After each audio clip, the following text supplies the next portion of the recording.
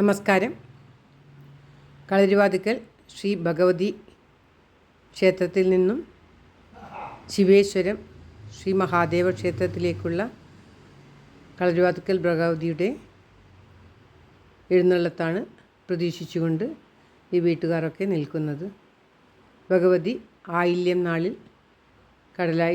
കളരിവാതിക്കൽ നിന്നും കടലായി ശ്രീകൃഷ്ണ ഭഗവാന്റെ പൂജ സ്വീകരിച്ച് അവിടെ നിന്നും ശിവേശ്വരം അമ്പലത്തിൽ പോയി ശ്രീ ശിവഭഗവാന്റെ മുന്നിലിരുന്ന് ഭഗവാന്റെയും പൂജ സ്വീകരിച്ച് തിരിച്ച് കളരിവാതിക്കലേക്ക് പോകുന്നതായിരിക്കും.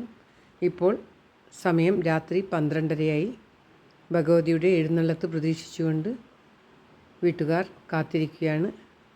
വീടിൻ്റെ മുന്നിൽ നിറവിളക്കും അരിയും വെച്ച് ആ ഭഗവതി എഴുന്നള്ളത്ത് കാത്തുകൊണ്ട് ഇരിക്കുകയാണ് എല്ലാവരും. ഇന്നത്തെ ദിവസം കുറച്ച് വീട്ടുകാർ മാത്രമേ എതിരേൽക്കുകയുള്ളൂ. പൂരം നാളിൽ ഏകദേശം രാത്രി 4 മണിയൊക്കെ ആകും ഭഗവതി എഴുന്നള്ളി എത്തുവാൻ. ആ ദിവസം എല്ലാവരും വളരെയേറെ പേർ ഭഗവതിയെ കാത്തുകൊണ്ട് എതിരേൽക്കുവാനായിട്ട് നിൽക്കുന്നുണ്ടാവും.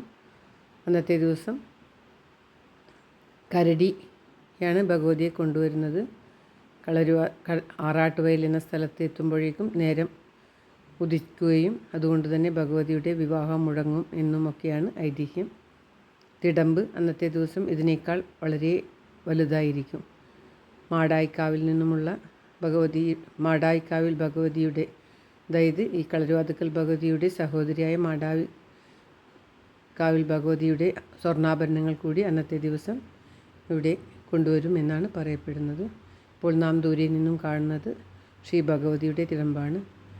സർവത്ര ഗോവിന്ദനാമ സങ്കീർത്തനം ഗോവിന്ദ ഗോവിന്ദ. അമ്മേ നാരായണ, ദേവി നാരായണ, ലക്ഷ്മി നാരായണ, ഭദ്രേ നാരായണ. അമ്മേ നാരായണ, ദേവി നാരായണ, ലക്ഷ്മി നാരായണ, ഭദ്രേ നാരായണ. ദേവിയെ അരിയിട്ട് ദേവിയുടെ കൂടെ വരുന്ന പൂജാരിമാർ തന്നെ എതിരേൽക്കുകയാണ്.